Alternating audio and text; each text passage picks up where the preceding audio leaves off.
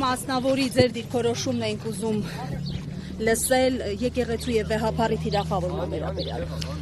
Բայց ինչ դիրքորոշում ես պետք է ունենամ։ Ուզում եք զավթել, Նիկոլ Փաշինյանը նպատակ ունի եկեղեցու։ Ության հանդեպ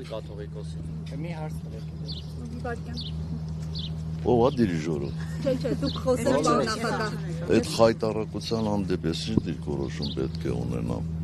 Չէ՞ որ անընդունելի է, ընդհանրապես անընդունելի է այդ թեմայով որևէ խոսակցություն։ Այս խոսակցությունը ենթադրվող գործողություն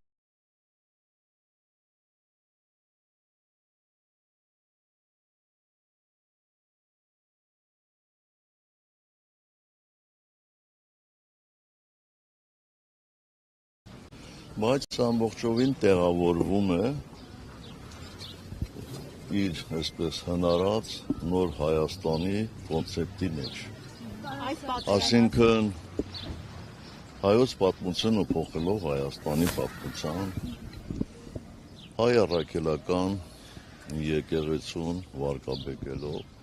սա նույն շղթայի տարբեր օղակներ են, եւ այստեղ զարմանալու բան չկա։ Պատերազմյան արդյոք քաղաքացիական պատերազմի վտանգ կա։ Դավիթ Համբարձումյանի տեխնացությունը իմպիչմենտի այս գործընթացում։ Որտեղ Դավիթ Համբարձումյանը արժանի է դրան, Դավիթ Համբարձումյանը ի վիճակի է այդ ուղղությամբ լուրջ պայքար մղելու։